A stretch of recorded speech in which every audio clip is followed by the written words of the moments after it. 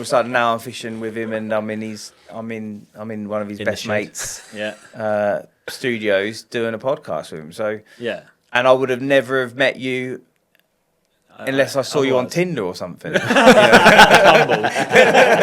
And I said, Mum, I love you. She went, I love you too. She's like, Mum, I'm dying. She went, you're not, what do you mean you're dying? I was like, she was like, where are you? I was like, I'm at work. I was like, and I just felt like the world had come to an end. Like, it was so weird. On top. And I've always said to Jack, like, I'd love to jump on one of those with you. Well, that's why I went out fishing with you today, to see how obviously good you were as a and I've got no chance of because you didn't catch anything. Me and you can never do. Me and you can never obviously partner up. But and plus you'd be texting me every night. Yeah. Welcome to the United Anglers podcast with me, your host, Matthew Forshaw. Make sure you like and subscribe and follow so you don't miss any of the up and coming episodes. If you want to send us a voice note, hit us up on the email below. Follow us on all socials, and I hope you like the next episode. Right, welcome back to the United Anglers podcast. Craig Mortimer sitting opposite me. Some of you might recognise, some of you might not. How are we doing, mate? I'm good, mate. Thank you, and cheers for inviting me. Yeah, good. It's good to have you on, pestering, but we'll leave it as that. A little bit of pestering. First off, I want to thank the sponsors, Baitworks and Spiro, for backing us as always and giving us the free giveaways for the best voice note. This month, we've got the Spiro Scales pouch to give away, and this one is in the DPM.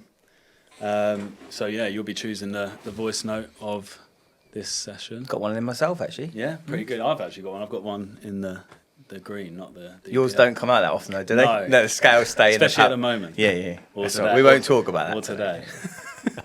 But yeah, thanks for coming on. We normally start with some quick fire questions. Do you want to go with that first? So let's get into it. Pop-ups or bottom baits? Bottom baits. Camo or olive green? Olive green.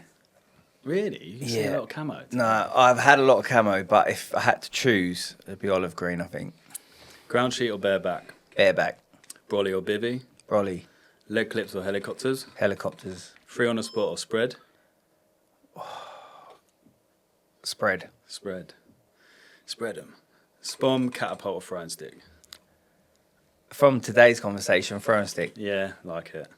Favourite fish, dead or alive? Probably the 35-pounder that I caught from a local lake to me called Windy. No one else will know about it, but it's absolutely mega. Got any photos of that? I have got some photos and you can drop them in, but yeah, it's a mega carp, mate, and sounds interesting. A true Suffolk beauty. Yeah, sweet. I like that. It's a bit different to that old Black Mirror and all that. Yeah, nah. I was still in my mum's womb then, wasn't I? So. Yeah, fair play. Dogs or cats? Dogs. Favourite biscuit? Hobnob chocolate. No, yeah, they are good, to be fair. Good tea Dunkin' biscuits. Dunked. Dunked. But obviously you've got to time it just right. Obviously you don't want it falling in the cup, do you? Yeah, fair play. Whoever dunks rich teas, they're not allowed to subscribe to this. No subscribers. No subscribers to rich tea eaters. Oh, I do eat rich tea, though. I've got to admit, I do like a rich tea. But they're hard to dunk because it's literally a second and they're broke. Sums you up, mate. I'm sorry. Soggy biscuit. Soggy biscuit, yeah. So let's start with a bit of your background. Tell us a bit about yourself, where you live, what you do for a living. So I live in Ipswich, small town in Suffolk. Yeah. Big football team, though. Obviously Premier League now, so might be back in the Championship next year, who knows. Congrats. So I love my football. But yeah, live in Ipswich, born and bred, been there 39 years now. 3 kids. Fiance, semi-detached house, couple of cars, and a dog.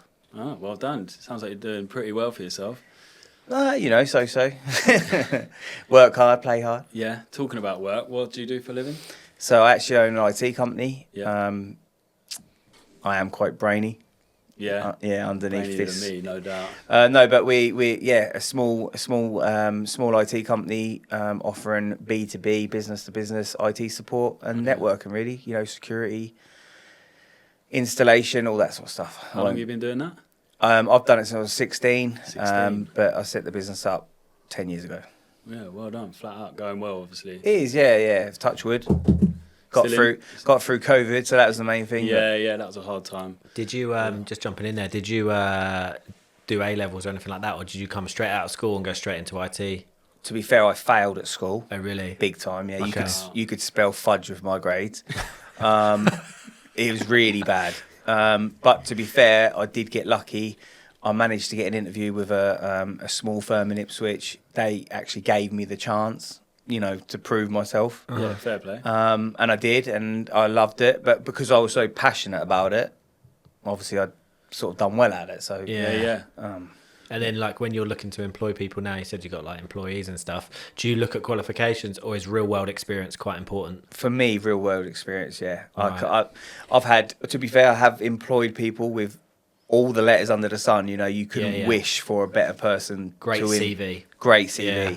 But actually, real life, how they hold themselves, or how they conversate with customers, stuff like that, was just, it just didn't work out, unfortunately. But Yeah. obviously, I'm just talking from experience. There was Yeah, obviously very, very highly skilled IT technicians and developers out there, and it's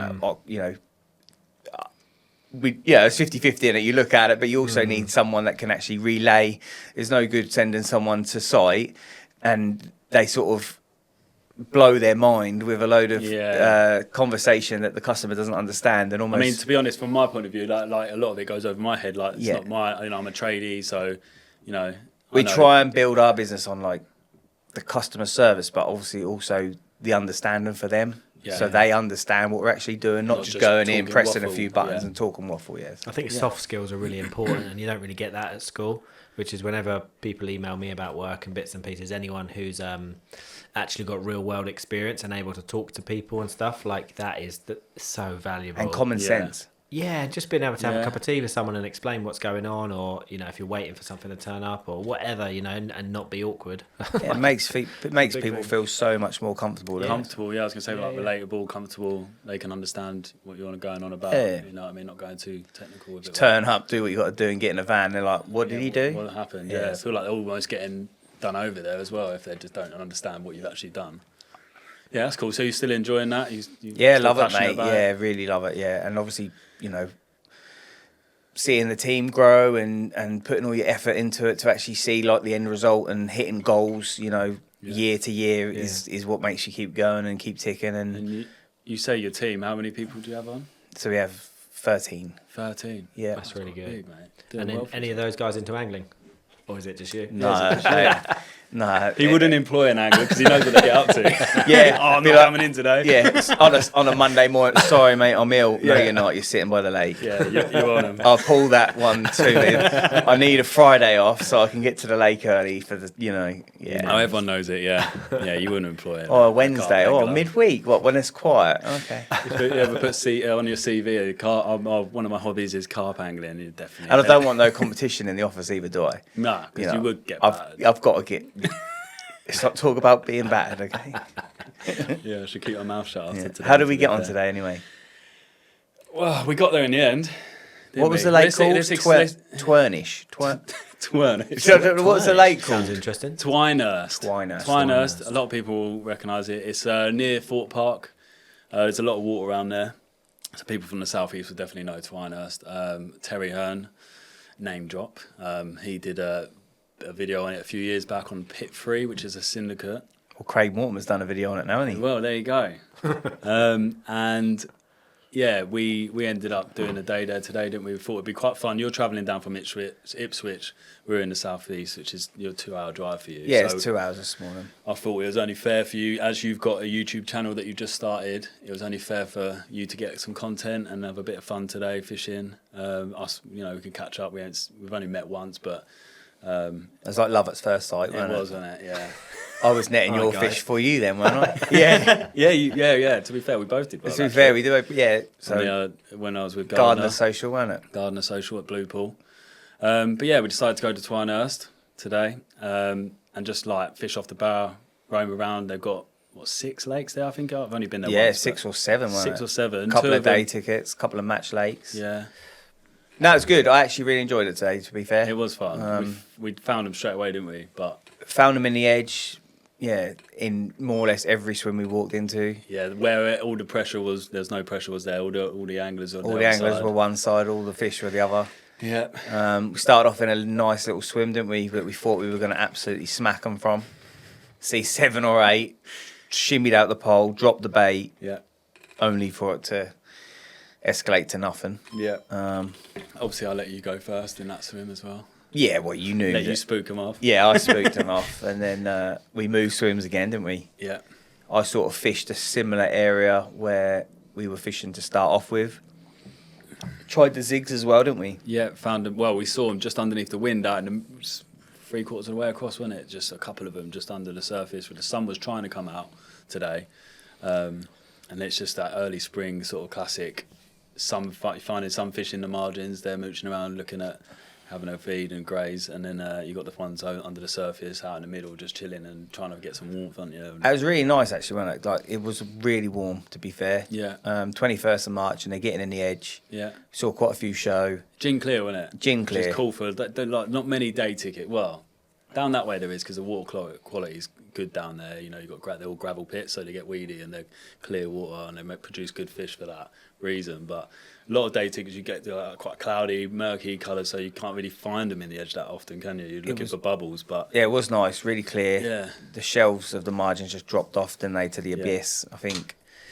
Yeah, it was cool. Really nice I'm lake. surprised how deep the lakes were, to be fair, because when you put that I put my adjustable out there, and that was like at 17, 18, Just out in you front know, of us, just yeah. roughly marking. Like, you know, I'm probably out a couple of feet, but yeah, it's not far off. But I started with zigs, 2 foot, 3 foot, 4 foot under, didn't we? different colours Different colours. You had one out on the zig, and one on a solid bag one down on a under solid that bag margin. down an edge. I did tell you it was too deep down It there, was though. a bit deep, wasn't it? The fish were nearby, but they just weren't getting down there.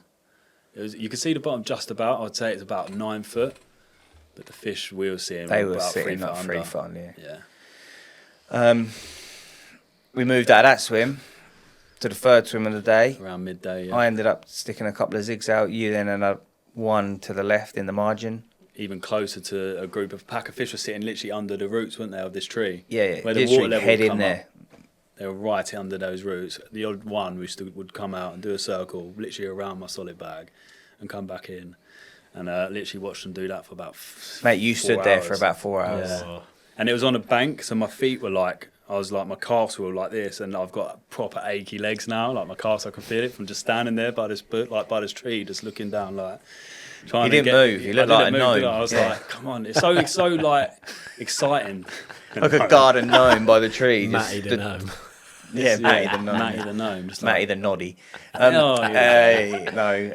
And it's good to watch them though, isn't it? That's It what I was get good, addicted yeah. to. I was looking at them thinking that one of them's just got to take it. I was trickling a little bit of pellet, trickling over their heads, and then they'd have a feed in the roots, but where my solid bag was just outside of that, the snag, they just wouldn't touch it. But that's what you find, though, isn't it, with snag? You know, if they're Very tricky. preoccupied and sitting there hiding, like, they might have been caught. Yeah. They might have gone in there to sulk. They might just getting the sun on their back, you know, Yeah. just sitting there, like, head in the snag. But Just I also like it's watching them like that, you learn a lot to take to your next session. You know, you get excited. You think, oh, we're gonna have them. They're right there, but it's not always the way. And then I ended up blanking. Today. Well, I ended up losing one on a zig, didn't I? You lost one. I on the put zig. one a foot under, which was a depth that we hadn't tried. Yeah.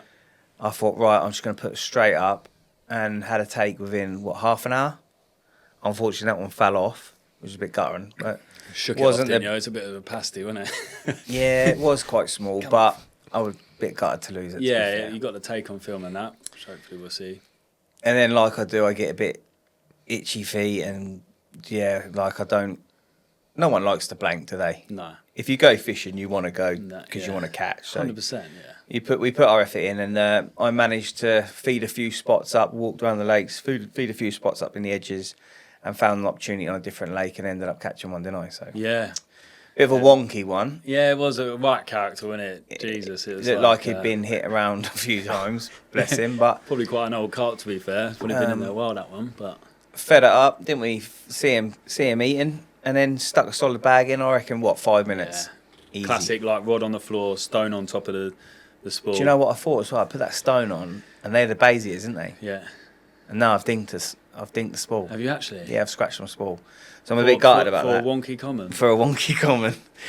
So I'm a bit gutted about that. 600 quid reel of damage today, so. Never But you mind. caught and you saved the day. I didn't blank. Yeah, I struggled.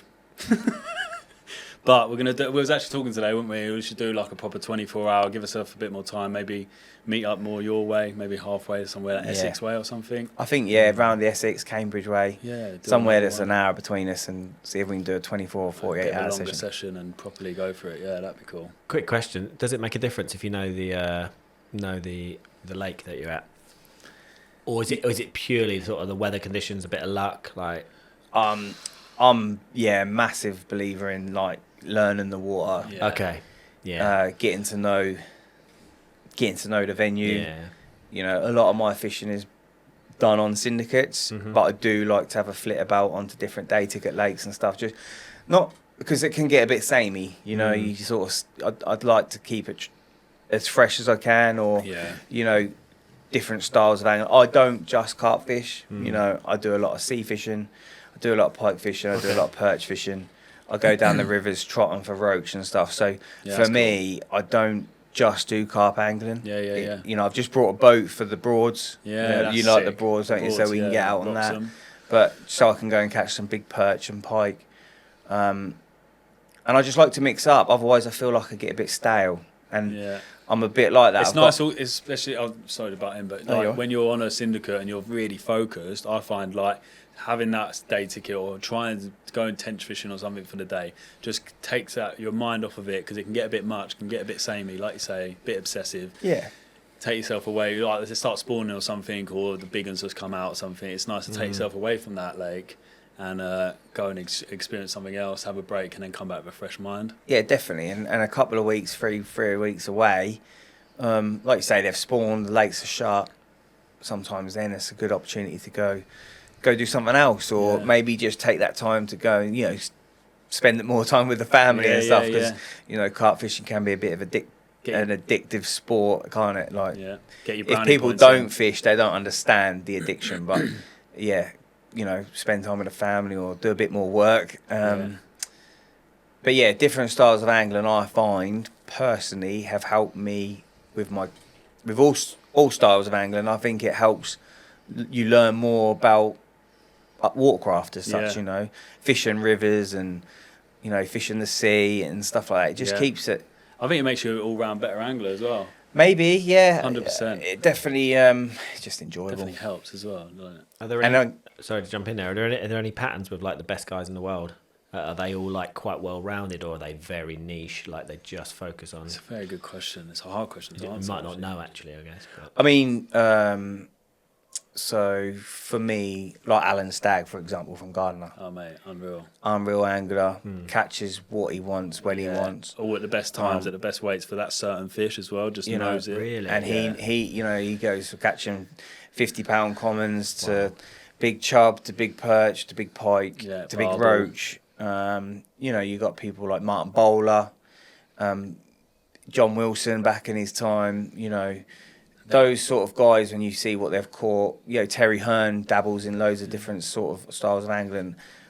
It's a good question. I'm not saying it's 100%, but I mean, certainly, I think I was lucky enough to come into the sport catching roach on a maggot under a whip.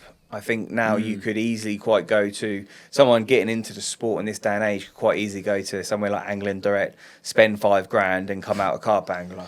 Right. Okay. And it's like, and I think that happens a lot nowadays as well. Like, which isn't a bad thing. Like, no, it's not. It's whatever.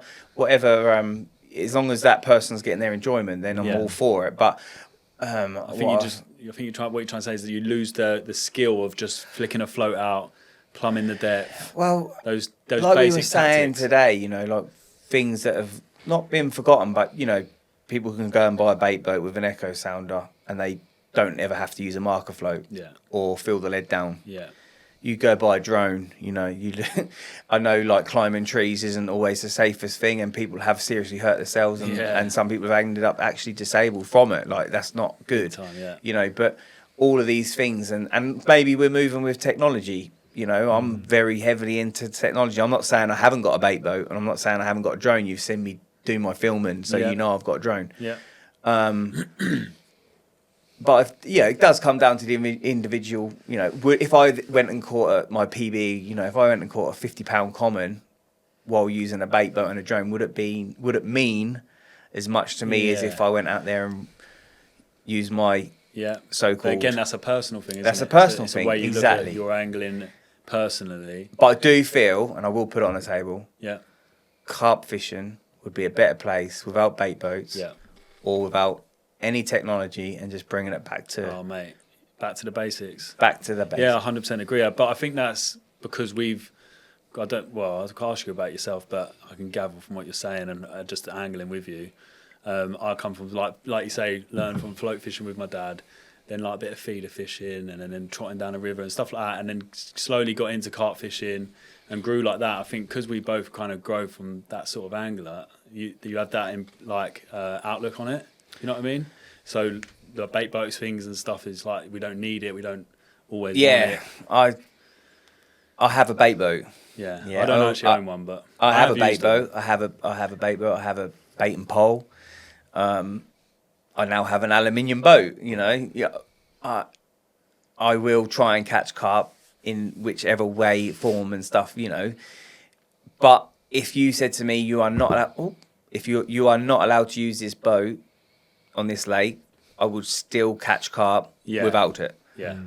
You're not reliant on that, because there's a lot of people come into carp fishing, buy a bait boat, fish a lake where it's allowed bait boats, do really well, but then when they go to the next lake, they are not allowed to use bait boats here, mate. Oh, okay. And then they really struggle because they've not learned how to flick, they've not learned how to feel the lead down, not learned how to find spots with a marker. Like you say, I think they're great tools. Yeah. I do think they are a great tool. Yeah. And lots of people have caught very big fish with it, like great anglers. Yeah. You know, yeah. Some of the biggest names in carp fishing use bait boats to catch fish.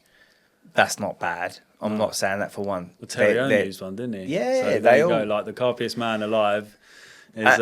And like I say, I think we should embrace technology. Like, I'm not saying we shouldn't, but I'm just saying I think the sport would be a better place without it. Yeah, unless you have a disability where you can't. You know, why should you suffer from not being able to go fishing? If God forbid, if I ever become disabled and lost the use of my arms, for legs, and I couldn't cast, then of course, if I could, if that still got me out on the bank and that was still clear in my head for my mental health, I'll use what I need to use to do that. And this is no dig at anyone, because like I say, I have the equipment. Yeah, I'm just saying, I think it would be a lot better. That's a fair comment. And you would see, I think, a bit more of a fair playing field, maybe. Yeah.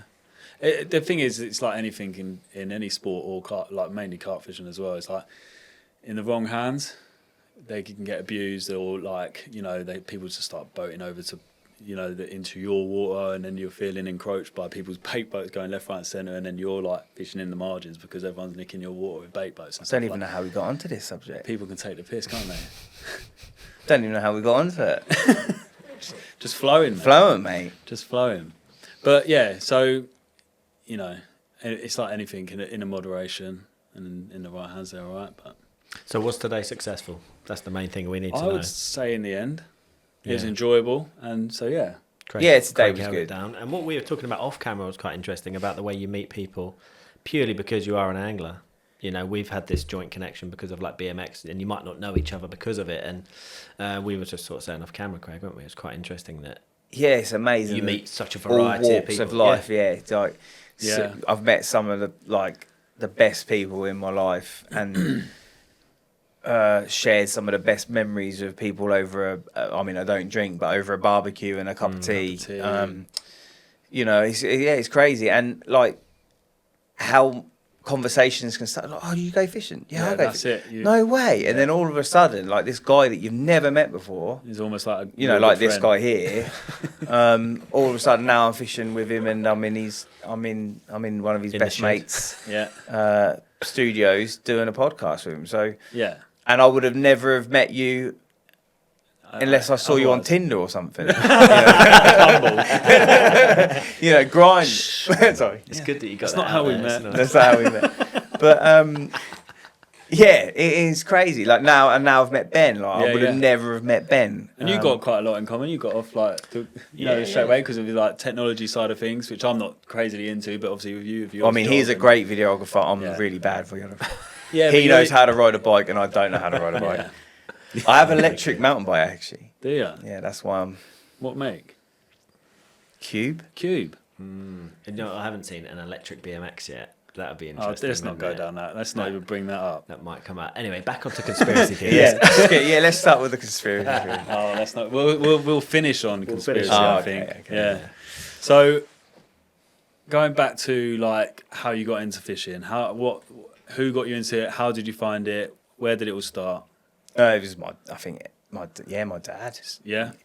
It was when we were younger. We used to at school they used to call us travellers, like almost like we were a gypsy family. Okay. Every weekend, my mum and dad would pick us up from school on a Friday afternoon, like 3:30 or whenever it was, 3:45. Chuck us in the car, and on the back of the car was obviously a big caravan. So literally every weekend we spent Just constantly hitched on there. Like. No, not constantly hitched on. But every Friday we would get picked up by mum and dad, and we would spend a weekend away caravanning. And we were part of this club called the EACA. Right. Yeah, it's so random. But every weekend we went away, we camped, but we always used to seem to camp where there was a lake. Right. So, of course, when we started caravanning, there was a lake, and then we get into fishing, and then more fishing, and we was visiting all these different places. Yeah. And then, because we were camping, then the night fishing come about, and then the carp fishing come about. So, yeah, it's quite... Yeah, it's quite interesting you said about the caravans, because I grew up fishing with my dad, and so did my brothers, and we used to go to a place in Hastings that had a lake. Yeah. And that's how my dad used to always be fishing, and we'd come along and have a little go with him, and that's how I kind of got into it. Yeah, so we used to go to funny you said places that. like Saxmundham. They had a place called Marsh Farm. Then they've got a place called Lakeside. I think that's now called Carlton Mills. There's a Carlton I have to Mills. check with my wife. We might have been to that one. Is there Yeah. two or three lakes there? Yeah, there's a couple. But yeah, we literally just used to go like one house in the Stone Market, tiny little lake, but like it looked massive then. You know, when you was a kid and there was an island there, you think, how am I going to cast to that island? Yeah, it's his And you miles never hit it. And now it's almost an underarm flick. It's just crazy. But caravanning with my dad, That's cool. lakes, got us into fishing. And then, to be fair to him, he's always been around water. Like, Right. him and his dad and his sisters, they all into like the yachts, is it? Like, you know, sailing boats and Oh, stuff. yeah, sailing. Yeah. So he then used to do quite a bit of sea fishing because I used to do that often. So yeah, it was just Did he a mix ever of... sail on like the broads and stuff? Because you see Nah, them go up nothing and like down. that. No. My auntie sailed around like most of the world, I think. Really? Yeah, but Wow. they're really mad into it. That's But, cool. yeah, So you've always been outside. outside, yeah, like outdoory, around water. and around water. Yeah, nice. And if you're around water, then there's normally fish. Yeah. Are So you- what? I was going to say, your kids into fishing, or So my little girl Enya absolutely loves it. that's cool. She loves it. Really? If I go fishing like today, or when I left, I told her I was going last night fishing today. She's like, "Can I take the day off school?" She's only 6. "Can I take the day off school? Can we go fishing?" I'm like, "No, you got work." But yeah, I had to buy a bigger bivvy and another bed chair so we could go. And I've literally she just done that. Oh, that's so absolutely cool. loves it. Yeah. And it's great because like we get to spend some time. My little boy Jack, he wasn't so keen on it. He actually fell in when he was 3, so he's a bit A little bit on edge about bit it. on edge. I've got him a little set up, but he doesn't. You know, he's How old is he now? 8. 8. So yeah. It's Football so- now. yeah, Yeah, so he's much into time his though, man. he's into like, his football. But my little girl, she literally would come, really, and I've got so many. Yeah, we've caught loads of carp together. that's quality. Can drop some photos in. Yeah, she- that's quality. Yeah, I'd love to see that. And she's like my good luck charm, to be fair, because Yeah. I always that's cool. seem to catch proper bangers when I go with her as well. You're probably relaxed, or that, or like, do you know I what don't know mean? what it is, but They say about the girls. Yeah, the pheromones. Pheromones and stuff. I was going to say, is it quite male dominated, like angling, Not especially now. There's a lot of I'm seeing new girl anglers pop up on TikTok and Instagram like almost weekly. Like it's Okay. getting quite big. Yeah, Yeah, it's like, good. The good girls. It's really good. Yeah. Is there any like differentials between like would you is it going to be harder? Like obviously there's a buy-in, you got to get some equipment and stuff like that and stuff, but it's not like you have to be a lot more physical or anything like that. Or No, I wouldn't say so. No. Like, No. even casting, it's more technique than it Is is it? actually manpower. Yeah, Yeah. it's nothing You know, there's some real good at like female anglers out there, real good. Yeah, some very good. Yeah. I know a girl, you know, that's fished for, I think she's been fishing for England and stuff. Yeah, I think like it's Charlie, great, yeah. Charlie from Spiro, I'd love to get her on. She fished for Wales and stuff. Yeah, she's a bit good of a angler. trek for her, but yeah, it'd be cool to get her on and talk to her. When you about say it. fish for whales, there's like, are they putting in money so that she could be a sponsored angler? Or I'm not sure about that. It's, she fishes for them, so it's like a bit like the BCAC, isn't it? But it's like just like fishing for your country, Fishing really, for and your you go up country. against other countries and other matches, and okay, they do it on like home grounds and away and stuff. So yeah, I mean, I'm not sure. That's another thing. Yeah, it'd be good that'd to be get on and interesting. ask Because her. I know if you're on like Team GB with cycling and stuff, you'll be on salary. Like, you'll be getting No, paid. yeah, I wouldn't know about that. I wouldn't know. It'd be interesting to find out though. Yeah, get her on here. Yeah, She can tell us all about I'll it. have to pester her. Yeah, try not to pester her Charlie, too much. if you're listening, Yeah, we're getting you on. yeah. Just don't give him your number. I've already got it. That's cool. So that's a bit of your background into fishing. Yeah. That's and I think all that maybe I'm wrong, but when I was like, I need a boy, so I can take him on motorbikes or cars, okay. and he got to be into fishing, and it's totally opposite. Yeah, completely. Opposite You know, what you didn't and think. my little girl is absolutely buzzing about it. That's quality. You know, even to the point it actually almost brought a tear to my eyes the other day. She was like, Really? "Daddy, when I'm 7," I was like, "Yeah."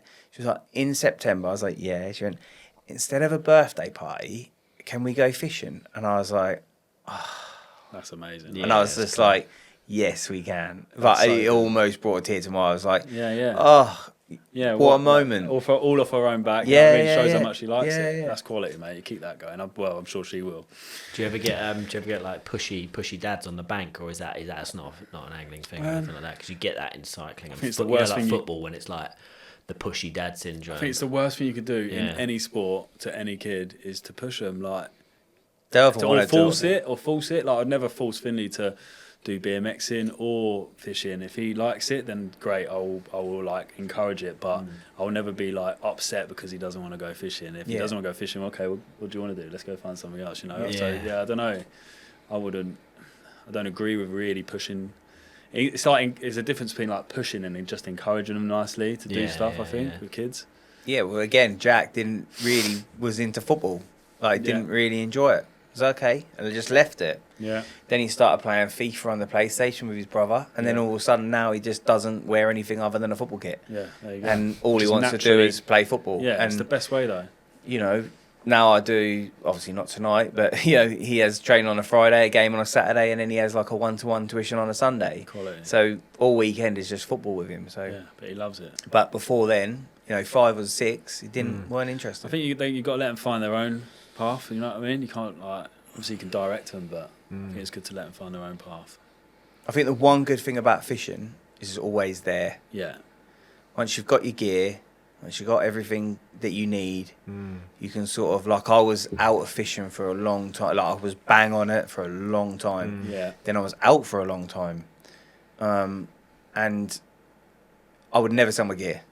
Like, No. you hear people say, oh, they sold the gear, and then it's like, it's so hard to get everything that you had back, and it costs a lot of money. Yeah. But Is there much of a resale? Like if you do sell up and because you must Depends spend on what- thousands and then depends on what you own, but I would say it's not worth it. Yeah. It's not worth it because you can't buy that stuff back for what you're selling it for. It loses its money quite quickly, than it fishing stuff. Let's face it. Unless you've got some real high-end custom reels and rods, most of it is just like you'll probably lose half your money on it straight away. Wow. I certainly do anyway, because I chuck my gear around. So. Yeah, it gets used and abused. Used and abused, yeah. Yeah. So moving forward, what you're talking about your cars and your motorbike. What are your other hobbies? You got any other hobbies apart from fishing? that Mate, you do? I've tried so. This is my problem. I've got such an addictive personality. Like, if I try something, I do it, but then I have to do it to like the best I can. Yeah, fair. Like- It's a good trait to have. I tried mountain biking, but I didn't just go and get a normal mountain bike. I had to go and get an electric mountain bike. I mean, electric's a big game. Um, There's going to be a lot of people that disagree with me. Apparently they're the way forward, but I just like that old school, hardtail. it's probably why I'm still overweight, because I've got the electric power. There you go. But no, always love my motorbikes, always love my cars. Yeah. Um, What sort of motorbikes? Are you talking motocross or you road? no, so I've got motocross bike, I've got enduro bike, I've had a trials bike, Wow. and a sports bike for the track. Yeah, Tried but it all. to be fair, I've sold a lot of that now because I've ruptured my Achilles playing football. Yeah, I know I'm obviously too old to play football, but I was playing vets football, ruptured my Achilles, and just something like that, running, and I'd crashed the motorbike the previous year twice and managed to get off lightly. And how much damage has caused me rupturing my Achilles and walking is just, I was just like, no, I can't. And it really screwed me up for a good, like, Really? now I'm hobbling around. Hobbling around a bit. And the pain is ridiculous. So I have tried to not. You done any physio on that? Like, I do loads of physio, but the extreme sports, the BMX, and I've never done that anyway. But the extreme sports I've put to one side, and I think I'm the worst thing you can do in fishing is unfortunately drown, isn't it? Drown, climb a tree and fall out. That's fall off a boat. I'm gonna stick Normally to my. like catch yourself a hook. Yeah. You know what I mean? They're the worst. I'm gonna stick to fishing. Talking about injuries, have you had any bad fishing injuries? Yeah, I stuck a bait needle in my leg. Ooh, yeah. They're like a with the barb, so like a real yeah. old school barb. Like, Why'd you do that? So I was actually, when I was learning to fish, I was using a halibut pellet, and it was a 18 mil halibut. Instead of buying a drill, I was only young. I was about 12. Mum had dropped me off with one of our friends. And instead of a drill, I was using a bait needle and I put the pellet on my leg, and obviously I was pushing the needle, and the halibut pellet cracked, and then I just pushed it. Stabbed myself with the needle. What they do is it's like a little handle, and it's like a drill bit with a little handle basically, and you can just drill into the bait, and then you can thread your rig through it basically, and obviously you just force. Yeah, well, I didn't have it wasn't a drill. It was just literally a pointy needle with a big barb on it. Yeah. And I pushed it straight on my leg, and to be fair, at the time it didn't hurt because it went straight in. But then when I tried to pull it out, the barb was obviously stuck. So I had to go. I had to ring Mum up. She come pick me up from the lake, went to the hospital, and they had to cut all my clothes off, and then literally cut a little line, or cut my leg open. To get the barb out, and then so that's the worst one.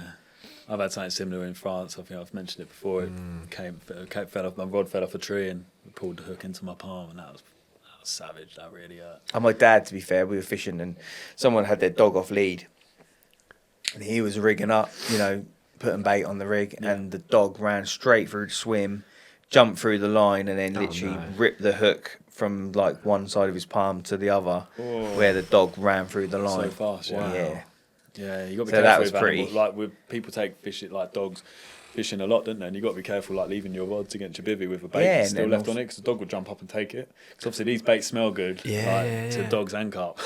And you people have a lot of accidents that way as well. Amazes me how many rigs I find on the floor and stuff. Mate. Especially even the syndicates. To be fair, I'm not going to slate day tickets. It happens everywhere. You find them, don't you? In swims, you talk, look, a bit of line, then you pick it up and it's got a hook on the end and stuff.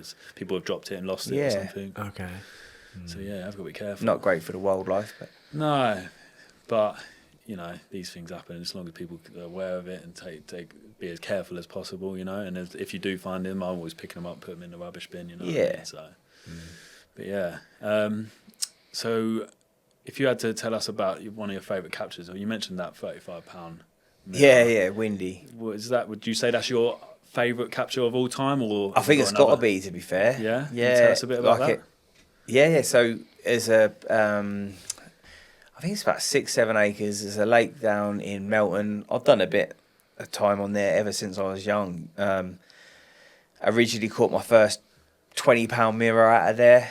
It's about £27, and it's just a cool place. Yeah. Like it's all reed lined. Nice. There's loads of different, there's bars, there's high spots, there's fishing in the edge. There was lots of weed at the time, so finding little pockets of weed and fishing in there, and floater fishing, zig fishing. Like it's got everything, and plus there's big bream, there's big tench, there's big perch, there's big pike. So it's got good. It has everything. So for me, it was like, wow. If I don't want to catch a carp, I could go catch a pike. If I don't want to catch a pike, I'll go for perch. Like, it has everything, and to me now, like even though it's a day ticket and it's run to the best it can be run, and you know. It still to me is like got a special little place in my heart, to be fair. And anyway, there was a fish in there. They called it Windy, big scaly mirror, like absolutely mega. Is it like scattered or like fully? Or? Almost like a fully, but big, big scales. Like it's just incredible carp. And I said I'd always flitted there. I'd never spent loads of time. It was like go there for the odd night and go away. And one year I was like, I need to catch that fish. There's another common in there now called Rosie. That I had that at £30 and 10 ounces, but that's now doing like 39s now. Oh, and it's absolutely again an absolute mega fish. I actually took a friend there last year who'd never had a £30 common, and we chose to just double up, have a social. My little Did you video that? No, didn't video it, but I got some photos. But I actually took my little girl that night as well. And we sat there, and he actually caught the common at £39. Wow, absolutely mega fish. First ever £30 common, and he's caught this £39. I'll have to send you the photos. Please do. Yeah, it's absolutely great. But anyway, Windy for me was like, it was just one of the best carp in Suffolk for me around in the area. That if I wanted one fish in my album, that was the one. Yeah, and I was like, I'm gonna catch it in the winter. Like I want to catch it in the winter because it's gonna look absolutely mega, clear water, all the fish are nice and dark. Yeah. Just healthy fish, you know. And I thought, I'm going to catch it in this winter.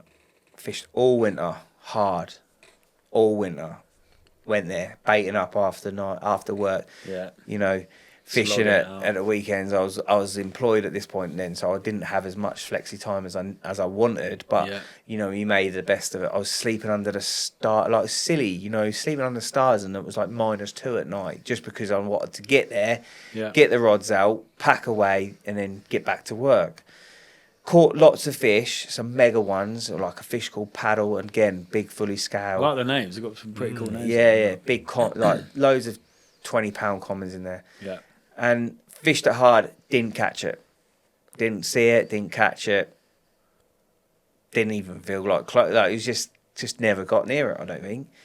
And I was like, just left it. So I got to like March. Sometimes it's good to leave it a bit and come back. Got to March, I was like, I was going to sack this off. And obviously the warmer weather come back in the spring and stuff. And I'd actually done a video, I think at the time, it was with a guy called Lee England. Yeah, I know. He's I think he's with like Atomic Tackle now. He had a lot of time off, and now, but he was doing a lot of vlogs and stuff. And I remember him messaging me saying, "Oh, do you want fancy doing a video where you know?" And I said, "Yeah, sure, no worries. It sounds good." And me and a mate called Michael Reed and Lee England, we went down to this mountain to shoot. I said, "Oh, it's always good for a bite down there. We should be able to get some good content." And as it happened, we'd done a night. I think we'd had a couple, and then the next day I woke up and just see these backs. Like it was in May, just seeing these backs just touch the surface. Like first light in the sun, you was like, I'm sure they're fish. Yeah. What, out in the middle or not? Out in the middle, about 50, 55 yards. Yeah. Started spomming some mixers out, and then bang, bang, bang. Like early morning, I was like, what? Hadn't floater fished it yet. Normally, I'd start floater fishing that place now because they absolutely love a floater as well. So anyway, spomming out the mixers, and that was way too far. It's too far for me. Like for me, I want to see him come up, take the mixer, hit the strike. You know, strike. I'm in. That's for me. That's the exciting. Yeah. But they were out there. They were too far. So, like you do, big controller, XL Fox thing. I think I had on, filled it right up with water. Sent it out there, and literally it must have hit the surface. I must have just tightened all the line up so it was like direct contact. Put it on the thing, went to grab my spawn rod, and as I looked, I just see this big eruption and the float just I had it off the top. No way. Yeah, £35. Yeah, just with the other guys there. Yeah. And like I say, I put all that effort into baiting, doing the winter, and then ended up catching her off the top, and I didn't even see her take the biscuit. No, did they get any of it on film or footage? I think they might have, mate, I landed it, and that was it. Really, worth chasing him up, see if he's got any footage. Yeah, I might have to, but pretty cool. It's not like a famous carp. No, like, it's probably, but it's really well known in Suffolk. Like, if you said to anyone about Windy, and then like a Suffolk angler, they'll know, and they've all wanted to catch it, I'm sure. Yeah. Unfortunately, I suppose up there you have got a lot of waters, but then I suppose it's not like the south, like down near Fort Park and everything. There's just we've got to go like an hour each. Culture Star is probably our closest peak with all the caps waters there and stuff. We've obviously got Gaps, which is the Gip and Angling. They've got some cool lakes. I'm a member at the moment on a place called Barham. So one of my good Barham Syndicate. One of my good mates owns that. That's like 10 minutes from my office, probably closer. Perfect. Amazing little lake, and that's literally just done a £50 common a couple of weeks ago. So I have had that at 44, unfortunately. Well, not unfortunately, but now done £50. Classic. So there are cool lakes around, and I think, that's just, it is what it is. Yeah, like, just not as many, and not as many, and not as many. Slowly getting bigger up there, though, aren't they? Slowly are getting bigger up that way, because obviously the more north you go, I don't know if it's the climate or something, they just don't grow as big, do they? They can't. You got the Suffolk Water Park around the corner from us. Yeah. Good day ticket water. Did you come back down south, like, to go to different lakes and stuff a little bit, or did you? So I've got a syndicate lake in Cambridge called Monk's Pit. There's a lot of big fish in there. That's been kind to me so far this season. Yeah, you've done really well. So I've been going that way, more Cambridge way. There's a really nice lake. I fished the Nunnery complex in Thetford. Oh, Thetford. My cousins and my auntie live in Thetford. Yeah, around that way. They've had the Nunnery D Lake and A Lake. I used to fish on there. Again, loads of cool carp. I fished like the Essex Manor and stuff. So most of the time when I've gone for bigger fish, that is sort of within 50 to I suppose an Essex hour is not far. away. Yeah, it's an hour, 50 minutes from you. Like when I've done some time on frying and stuff like that, it was all within an hour. Yeah. So before because you said you had a little bit of a break in fishing. Before you had a break, did you do BCAC or? I did, yeah. I used to fish it with my mate Lee Tompkins. All right. Mate, some of that was the best time I think in my fishing. Was them competitions. I've always wanted to do one. I said to you before, didn't I? My mate Jack Funnell has done them, and I've always said to Jack, like, I'd love to jump on one of those with you. Well, that's why I went out fishing with you today, to see how obviously good you were as a team. And I've got no chance of because you didn't catch anything. Me and you can never do. Me and you can never obviously partner up. But and plus you'd be texting me every night. Yeah. Jeez. Oh, me joking. Ben's loving it. It's too good. Yeah. Keep it going. No, but that was probably the best that I'd probably learned the most I've ever learned in fishing the British Carp Champs. Yeah. Up against some of the savage, like what you up do. against like some of the best, best anglers, best match anglers you could come against. All this hype about worms and casters and stuff now. That was 10 years ago. Like for us, we would, in the matches, we were using that sort of stuff before it came like really well known as such now. Like you see loads about it now, but that was, I remember Hutchie and Bondi fishing, me and Lee, it was so good. Me and Lee were fishing Berners Hall. Yeah. And we had like 14 fish in the first day, but catching them off the top. We literally had, we come out in the draw, didn't really fancy where we were. It was what it was, but all of a sudden these fish just turned up in front of us, like all on the surface. And Lee is like one of the best surf anglers I've ever fished with. And I love catching them off the top. Between us, we had like 14 fish off the top, and we were well ahead of this match. But we had Hutchie and Bondi down, I don't know, 6 or 7 pegs down to our left. And I can remember them spodding out, spomming out. Everyone's looking at everyone. Yeah, of course. What are they doing? Oh, they're into another fish. Yeah, like you're looking online at the weights coming in. Oh God, they're catching us up, Lee. We need another fish to. And I remember the spod hitting the water and just seeing black, just blackness. like, and it just see it, in a spot hits the Yeah, water yeah, and it's just yeah. black. Yeah. I was like, why is that black? And it like a lot of black. Well, that was all the worm castings yeah. and the chopped worm Yeah. and stuff like that, and they were absolutely smashing it. They ended up catching us up. They didn't end up. I can't remember if they beat us or we. It didn't matter. It was a qualifier. So as long as you came, I think top 3, you went through to the next Happy round. days. So we weren't really fussed if they won or they didn't. But mate, watching them two, and then we actually after watching them, we then had a semi-final at Linear.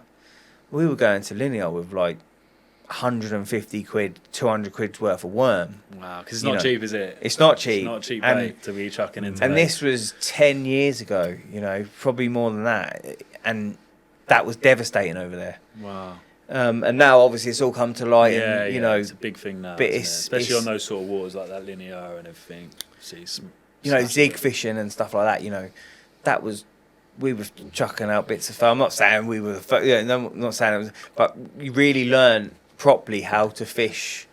Well, I feel from what Jack was saying to me, it's like you're chopping and changing all the time. If Mm. someone's catching something, you're like, right, it's slowed up for us. Like, we got to make it. You got to make it happen. Yeah, so yeah. like, you're prepping rigs, you're changing hook baits, you're changing colour, you're changing like everything's like. And that's what I mean. So, and that 100 miles sometimes an it's hour. like probably works against me sometimes in situations. I'll be like, come on, why is this not happening? Yeah, a bit twitchy. Seeing like. fish shot, seeing, and maybe you reeling in at the wrong time or but I think the more you put into anything in life, the more you get out. Yeah. It doesn't fair. matter about Yeah. fishing, work, BMXing, whatever you put, the more you put in, 100%, the yeah. harder you work at it, the better the results will be. Yeah. And it will make you more consistent. Yeah. Yeah, you got to earn it, haven't you? And you got to want it. I think with things like Yeah. that. And I think that's a massive thing in fishing. Yeah. If you turn up and you pick a swim and you haven't caught and you feel like you should have caught, well, why haven't you caught? Yeah. What are you gonna do about it? Actually, I'm sitting in this swim, I've sat here for 4 hours, I've not seen it, I'm not seeing even a roach top. Like, what am I going to, well, you Where am I gonna move, go? What or am I gonna do? Yeah. sometimes it's actually better to walk for 8 hours and fish for 1 hour, and actually then Yeah. you might have a red letter session. 100%. It's not Yeah. all about having rods in the water all the time. Yeah, I mean, obviously, some people like to go there and just chill out and just have a bit of a break, don't they, and Yeah, of relax. course. And Yeah. But yeah, if you're there for a target or if you're there to catch fish, like you got to be pretty savage sometimes, don't you? Like, I right, think, it's not yeah, as happening, long let's as I'm go, not, let's move on. as long as you're not upsetting other people. Yeah, Yeah, like today, we moved 3 times. yeah. Those other guys on the other side just sat there all day, didn't they? They're probably thinking, what are these two up to? We had no way. Oh yeah, we had no waders, did we? So all the swims are flooded. Yeah. And obviously the water temperature is probably 8 degrees at the moment. It was cold. It was cold, and the swims were underwater by about 6 inches.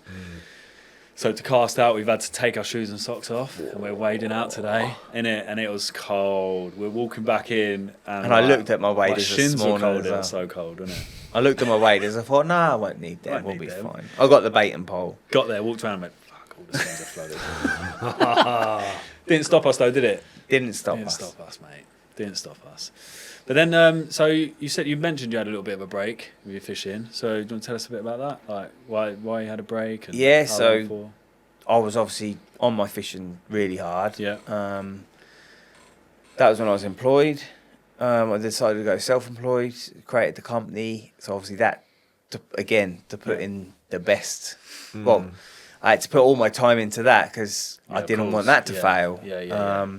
And I had little Jack at the time. I had a mortgage to pay, so it Pretty full on. wasn't a choice of failing. It was a case of I need to earn some money and I need to put a roof over my son's head and Yeah, I need to provide. feed and I need to provide. So work obviously came on. Fishing rods were hung up in the shed. Yeah, fair. And yeah, that was busy. You Yeah. know, I had the odd day here and there. Still tried to get out, but it was. I always found when I went, I was feeling guilty for going because I Yeah, felt yeah, like I yeah. should have been doing something else. So Yeah. instead of being here, I thought, actually, I need to be there. I need to be sending this quote. I should have had a meeting with this customer. Yeah. Should have done this, and I should have been at home. The So boy it was and that, very it was like guilting myself. So I didn't go. And then my other half had a stroke Yeah. during Wow. COVID, Wow. just before COVID. So I was at work, spoke to her in the afternoon. On the Friday, absolutely fine. She had a headache, but nothing too major, we didn't think. Then I got a call off my dad saying, I think you need to get home. I said, why? I'm at the office. She went, I've just had this strange call off Kirsty, like a mumbling and grumbling, like sort of thing. And my mum had flew from their house. I'd flew from my office. I couldn't even tell you how I got there, to be fair. I walked through the door and she was laying on the utility room floor. Oh my God. Didn't know at the time it was a stroke. They said it could be a hemiplegic migraine, Right. which basically gives you the same symptoms as a stroke. But yeah, they took her away during COVID. 3 months we weren't allowed to see her for. Wow. Well, because it's COVID, yeah. Yeah, you weren't allowed in the Oh hospitals. my God. What, you weren't allowed in? I weren't allowed in. I remember in the June the 10th, obviously is my birthday.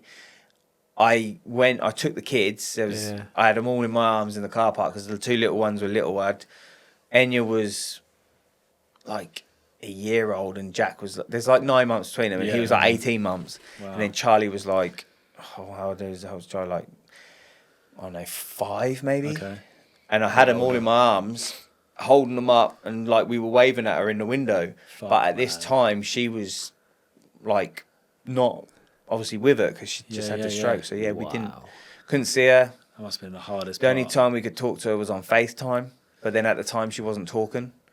So yeah, it was tough. Wow, that fucking sounds horrific. Yeah, Yeah, it's tough. That's really strange that you said about the phone call because my partner, her mum had a stroke a few years back, and she made a phone call to her, Okay, that's the strange, guy isn't she's with, and it was the same sort of thing. Mum, and he instantly called my partner and was like, Something's happening. "Something's going on. Go round there." And Best luckily, be safe than sorry, right? it sounds like a mumbling thing, yeah. And then it was so weird. It was like a February. It was snowing, but our flats were like 10 minutes apart, and we just ran round there. Yeah.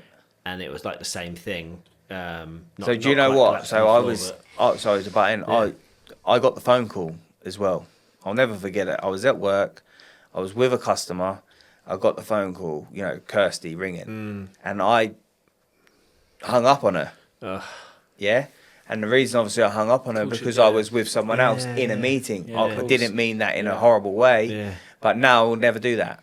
Not with anyone. If anyone rings now, if I'm in a meeting, I say I'm sorry. That's such a good point. Because you just never know. Like, and normally she would ring at that time to say, "Are you coming home for dinner?" Oh, okay. What time are you coming home for dinner? Like for me, it was like I'll cancel that off, finish this quick chat, then I'll ring her back. Well, I did ring her back, and then of course no answer. Then I got the call of my dad. Wow. So now I say to people like, if someone rings you, like a lot of times I'll be in a meeting and their phone will go off. Say answer it.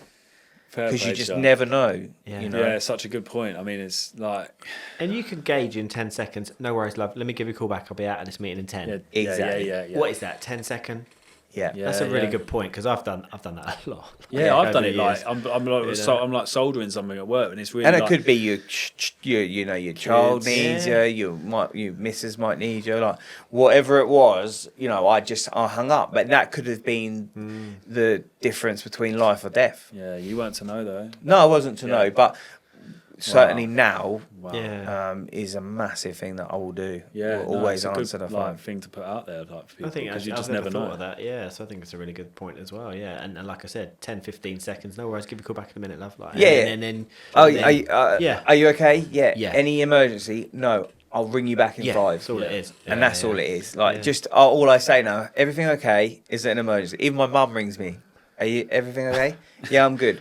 You sure? Yeah, I'll ring you in 5. And then, like, no one's dying. No one's been in an accident. The kids are fine. They just want to know if you want shepherd's pie or something. Yeah. Or can you pick up some milk on the way out? Yeah. And then, but don't you? Yeah. Fishing was stopped. Yeah, fair play. Went away for probably 10 years. Wow. Yeah. Really? I reckon it was that long. Because I remember you were quite big on the scene before. And obviously... Well, I was doing bits. When I first started. Well, I was with Bait Tech doing quite a bit at the time. I see the videos for Bait Tech when I was like, a few years back now. Yeah, I was doing a lot with Bait Tech. Was doing quite a bit with Total Carp, bit of carpology and stuff. And it was good. Yeah, it was really good, and really loving it. So how long was the period that you were actually out for? Would you say how many years, properly? Mate, it's got to be 10. Wow. It's got to be. Long time, man. Long time. Especially for someone who's so... Well, I know how passionate you are about it. It was like, when I say out, it was just... You'd have to go through Facebook probably, because obviously you know what it's like. If you're putting your captures out there, you're putting, bits and pieces online, and I'd have to look back, and but it was a long while. It was a long while. But and your partner now, she's okay? Yeah, good. Yeah. She's wow. She's moaning at me, so it's normally a good sign. Mate. But no, she's really good. That's good. She has her moments, of course. Like you're never going to be the same after a brain injury. Wow. She's gone through a lot of rehab. Yeah. A lot of tiredness, a lot of stuff like that. A lot of pain, nerve pain from obviously where she lost all of her left hand side. Obviously anxiety and stuff, depression. Like imagine being a 30-year-old woman, 3 kids, and just to have your life taken away and you can't talk and walk. So unfair, mate. Yeah. So, and no, she was 30. Yeah, she was like 31 or 32 at the time. So young to go through something like that for all of you. Like, I mean, you don't expect strokes in that sort of ages. Normally, you're thinking it's your nan, your granddad, or something. It might be. Yeah. 60, there's a lot 70, of young 80. people. Really. Yeah. We went to a place called Iconho. They were probably the difference between how she is now to... Really? Yeah. I like the NHS were fantastic, don't get me wrong, but... Oh, and the time to not have a stroke is on a Friday because the MRI units are shut over the weekend. That's a smart move. They don't have like an emergency one they open up for just the weekend. We had to wait until the Tuesday to find out she actually had the stroke. What is that about? Yeah, I mean, I don't know much, but this is just in our instance in Ipswich Hospital. But they done a fantastic job. Yeah. But Iconho in Stowmarket, they were the ones that really worked hard with her, and amazing, and got it back. So it makes you see another part of life, doesn't it? When stuff like this happens, and then you see how hard people work, and they might be on a fixed salary working for NHS or some sort of company, and then they just really work hard with like the rehab and stuff like that, and it's just such a skill. Like I blew my ACL out BMXing, and the physio I worked with was like spot on, the surgeon was spot on, and they want you to get better. It's really I've never really worked with like sort of seen stuff like that, and it's really it's quite emotional actually. Sometimes you're like when people are in your corner and they want you to do well. They actually care, like. Yeah. You know what I mean? Yeah. I think sometimes it can be quite an individualistic. I think it comes down with the individual as well. Older people when they have a stroke and 70s and 80s, they think, oh, my life's more or less like I've had a great life. Do I need to get better? But obviously at 32 and 3 kids, all you want to think about is wanting to go for a walk down the park with them. So you want to get better. Yeah. Wow. But that life changing. Was life changing. Yeah. Wow. Yeah. Then you got back into fishing when things obviously got a bit better. Yeah. Just as soon as things calm down and you feel like you're able to sort of leave the house as such. Like, I know it sounds silly, but you almost wanted to be within a distance. Of course. Of if anything. Because you mentioned off camera that you had to care for her, but you also had the 3 kids to care for. Mate, the day she had the stroke was the day we sold a house. So I had to. Wow. I brought a 40-foot container. I had a mate that has got a yard. I moved my whole house into the container with my dad and obviously my family. Yeah. So like all your sofa, everything went into a container, and then me and my 3 kids moved to my mum's, and we lived there. We got the keys for our new house, and then we lived at my mum and dad's for 18 months. Yeah. While we done our house up, because originally she couldn't walk and she couldn't talk. Yeah. So when we bought the new house, it was like we need to make this wheelchair friendly as such. We might have to put an extension on the side and put a downstairs bedroom in and da da da da. Well, me and my dad turned up at the house and we started taking this place apart. Gone in. We went in big, and then miraculously, 9 months or so later, she starts walking. Wow. So, and that's great. Yeah. But we just ripped this house apart. So then we basically had to then put the whole house back together, which is great. Like, I'm not obviously, brilliant scenario to be in. But 18 months we were there, and then What a we moved strange in. sort of strange sort of the way life sort of comes at you like that, and you're sort of going down one path, and then 9 months later you're going down another path. You must be thinking, what is going on out that must there? have been the hardest Pretty stressful. time ever. Like so much to. I suppose you didn't have the time to think about it, did you? You just had to. Well, that's the thing. So, like we said earlier, I didn't have the time to think about it. I had the business, the kids, living at my mum and dad's, doing the house up. Like me and my poor dad, like he's 60 odd now.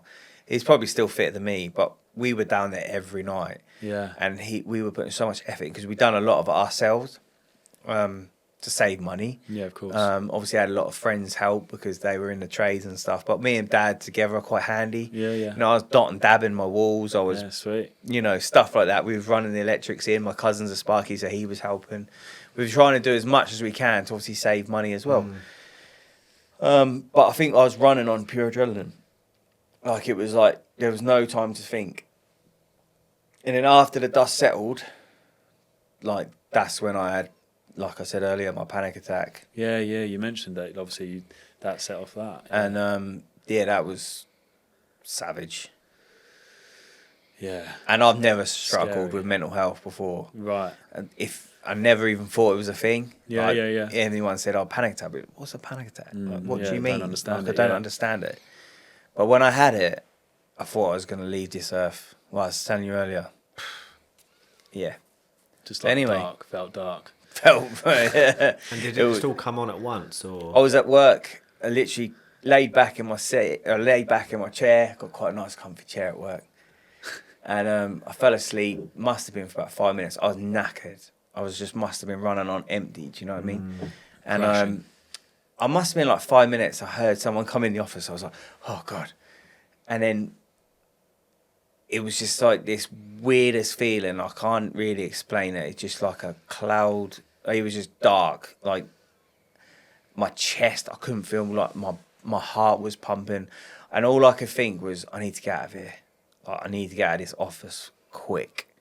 Wow. Looked at my car. I was like, no, I can't drive. Rang my mum. I can't ring my mum with everything. Yeah, You know yeah, what I of mean? I'm course. 39 years old. I still ring her up now. Always going to be your mum. Always mummy's boy. And I said, Mum, I love you. She went, I love you too. So I'm like, Mum, I'm dying. She went, you're not, what do you mean you're dying? I was like, she was like, where are you? I was like, I'm at work. I was like, and I just felt like the world had come to an end. Like, it was Just so coming weird. on top. Ran next door to my customers, or staggered next door to my customers. Says, you need to get me to hospital, and I'm gonna have a heart attack. Really? And she was like, you're not having a heart attack. I was like, I am. And yeah, after all of that, it was a panic attack. But Mate, that's scary. I've heard other people say like panic attacks, like make you feel like you're having a stroke or a heart attack or something. Like just so rank. worked up. Do you suffer with them now, or you kind of all I good suffered now? with them afterwards. Yeah. Like, I suffered with them quite bad, but I think that was because I got in the mindset of, I'm going to have another one. You're triggering it. I'm going to have again, another one. And because it was such a horrible thing, Yeah. I was almost thinking it was going to happen. Yeah. So yeah, fishing, like, people say fishing is a great way and great mind space, great to clear the head. It is, Yeah. but in certain situations, Yeah. like, the worst thing I could think about at the time was be there on my own. Yeah. Because I thought, if I'm in my bivvy on Which my makes own, you panic as well, like. if I'm in my bivvy on my own, and then I get this feeling at 1 o'clock in the morning, Yeah. like, and I'm in the Yeah. lake by myself, what's going to happen? Yeah. And, you know, what am I going to do? Walk next door to the bloke next door and say, sorry, mate, can you yeah, give me yeah. a cuddle? Because I'm about to have a panic attack. I don't mean to laugh at that. No, okay. Sorry, mate. Yeah. Well, you caught something? No, I just need a cuddle. I'm having a Fucking panic hell. attack, mate, can I have a cuddle? Shouldn't laugh at it, but yeah, it's full on. interesting though, isn't it, that you're already sort of playing those scenarios through in your head, and it's Yeah, like, It's you're just already your brain, you're already isn't it? like, your mind's the strongest Yeah. thing ever, isn't it? And then, yeah, like, people find ways around it. I've found Yeah. my ways around it, and and you've got some coping mechanisms now, stuff like that. touch yeah. wood, coping mechanisms, and you, man. just go and stick your head in a cold skull. Yeah, you're saying about Yeah, cold mine water, is cold water literally shock, cold almost. water, bosh, straight over the face. Yeah. Yeah. Bit of a drink, water, and just literally, I just Focus on your breathing or something. in for 6 and like out for 6 or something. I just make sure I'm breathing. Yeah. No, it's good. And have you got much support from like friends and family, Yeah. and you're able to talk about it? Because there's a lot of people out there who, well, a lot of guys I would know, it just bubbles up. It's sort of like you know something's not right, and they sort of don't really mention it, and then all of a sudden it will just come out like And that's what's obviously eruption. happened. You're like so You know. focused on looking after your family, building your house, supporting everyone and everything, not really looking after yourself. Just obviously it's in that tunnel vision. Obviously it's come to an end and your body's just gone. I think a lot of it was sleep, Yeah. not eating properly, no exercise, and also like the outdoors. Like I'm massive. Like some people, like my family thinks I'm a bit of a hippie because like I'm well into like grounding and stuff. Like I don't know Okay, yeah, if I've you've heard ever about it. Yeah, yeah. But, Turning like, the soil and then standing on it barefoot. yeah, like I sleep with a grounding sheet now. Earthing and stuff. Earthing. Yeah, yeah. That's earthing. it. Yeah. So like, and I'm into like all my sort of vitamins now. Even though I'm a bit overweight, but I still try and do that bad, mate. the best I can do, and that helps a lot, you know. And drinking lots more, you know, drinking a lot more water. I was saying to you earlier about like electrolytes and stuff. Like staying hydrated, getting them minerals in you, getting the vitamins in you, eating as 100%. clean as you can, cut the alcohol out. Yeah. And it just, that is what stops me and fair. going fishing now. So Yeah, yeah. I was going to say that, like, because I haven't had a panic attack, but I've struggled. I've had anxiety, that I've mentioned on here before. It comes and goes for whatever reason. But I've found little things that trigger it is lack of sleep. If I'm really like sleep deprived, I'll like can feel a bit anxious the next day and stuff. Or like hydration. If I'm really if I'm really dehydrated, it can set it off as well. Massive, so yeah. it's just knowing. I think it's like for anyone out there that struggles, I think it's understanding your triggers and then working a way of like not having them trigger basically. yeah. And if anyone does struggle, like feel free to message me. Yeah, speak out, definitely. We're saying Yeah. that about Paul Weller's. Paul Weller spoke out about his struggles, slightly different, but again, like we had a lot of people reach out actually to me and Paul. So like, yeah, it's a good thing to have people to start talking about. Yeah. It. Men and like, you know, Women alike. Yeah. I think it's one of those things. I mean, I just don't really remember them talking about it at school. This type of stuff wasn't a really thing, I don't think. wasn't really a thing. You And don't also get taught how to be an adult at school, do you? No, You don't like get us- taught how to teach. You know, no one taught me how to run a business like No. you probably, Ben. Like you get guidance. You can find books, read stuff. You know, no one teaches you how to be a good dad. no, yeah. You know, no one teaches you these things. You just have to sort of like. Yeah. Well, I got that. and sort of work your way through it. Yeah. Yeah. I think what's really interesting. Most of my days are blag. No, surely. I saw that in your angle. Can you edit that out? Yeah. Maybe you should try blagging more. Yeah, that's what I've learned today from your tuition. Yeah. Is To be fair, this isn't any. Like, of a I'm blag. obviously doing the podcast because I'm in the area, but Yeah. today was actually a tuition format. that one-on-one skills you've been paying for. I think what's interesting is these types of conversations may have been happening, may not have been happening, but the advent of the internet and the way that you can publish for free. So say like 25 years ago, you wouldn't have been able to, I mean, you basically had like newspapers, which are here today, gone tomorrow. And then you had your 4 or 5 channels on TV. And essentially that programming was the programming. And if you missed the mental health section they were talking about, if there was one, that's it gone. Whereas now, It's you know, there because forever. of YouTube, you can pop on there and people can, you know, like if they're into angling, if they're into skateboarding, if they're into whatever they're into, table tennis, or they want to reach out and what panic attack, what is this? Yeah, you know, yeah, you've got what's that that? information there. Yeah. It's really good. It is good. It is good. What talking about YouTube? What made you start your YouTube channel? Because you've got a YouTube channel now. What's that called? It's just my name. Is to it be just your fair. name, Yeah, Craig so I think it's Mortimer? just Craig Mortimer or Yeah. Craigo Mortimer. I think it's yeah. something like that. What made you start that? Well, selling the motorbikes and stuff, I just thought, do you know what?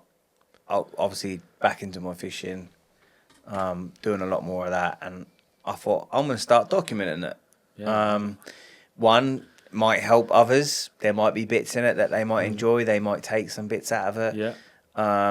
But obviously, 2 for obviously my sponsors to give them a bit back. You know, obviously, And you're sponsored by just so you Sticky mentioned. and Gardner. Yeah. But you know, I'm using their products and their bait and stuff. So you know, why not? You know, show the stuff that I'm using from them. Yeah, of course. And the last one was actually having something that was left online.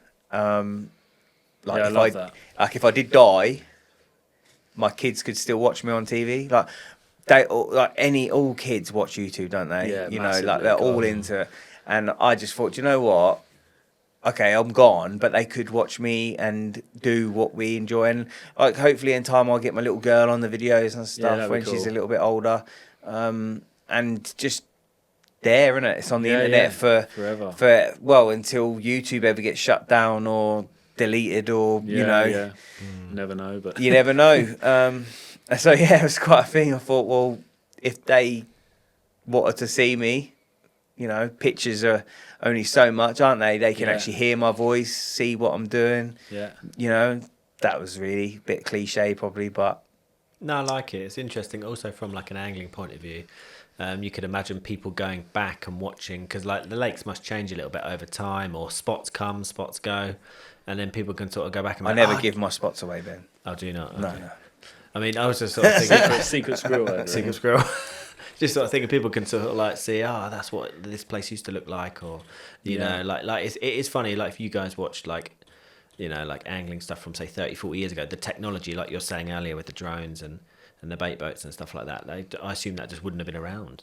You know, No. do you know what I mean? And it's like, and you'd probably be quite interested in watching stuff from People would have 20, laughed if 30 you years mentioned ago. it, like 20 years But ago. to be fair though, going back though, yeah, but say so like it's quite what you've said there. Like if you was walking down the lake and you saw the old boys with the bite alarms, you know, it was sort of the same thing then. Yeah, like well, looking back at my yeah. counter argument to this is, well, how come you're not sitting there looking at a float?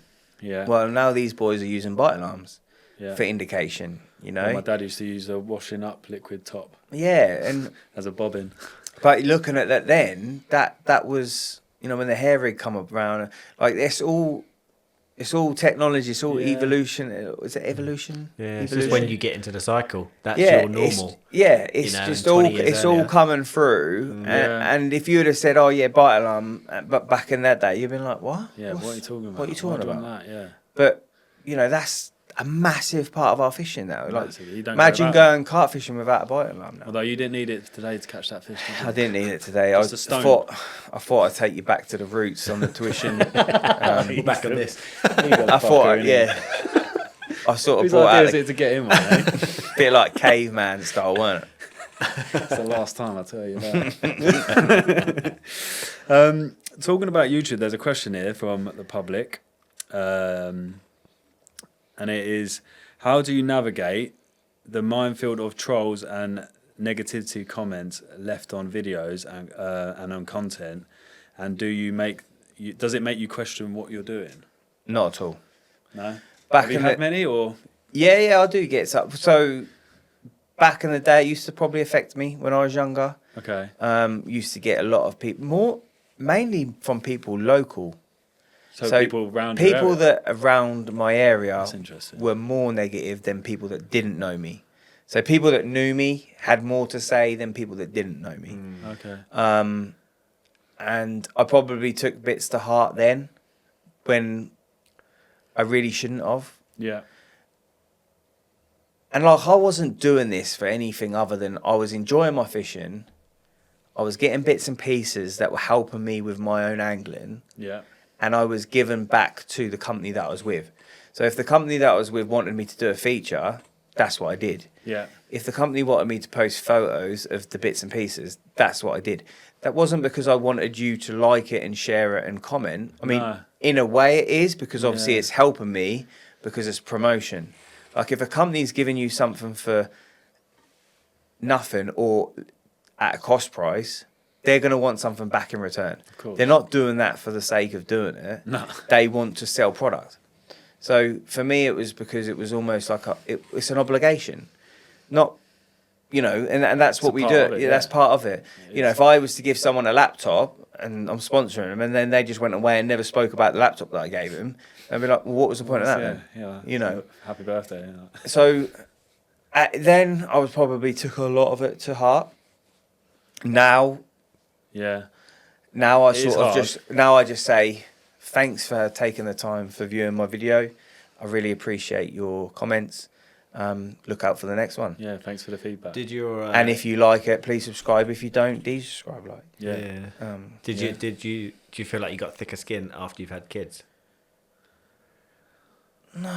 just think, Just Well, because as it's you got like, older. you know, someone, yeah, they just get a bit older, you got kids, you know, you got a mortgage and stuff, and then someone's writing on YouTube, you think, It's like whatever. what are you doing? Yeah, I just think- I've kind of got bigger things to be worrying about. I think the mindset is just like, You don't have to watch it. You know, that's my kind of like. That You is don't have to true, watch yeah. me if you don't like it. Like I never really say it to anyone, but if you don't like it, then you know, don't have to Go watch Don't something don't subscribe. Don't like. Yeah, don't yeah, comment. yeah.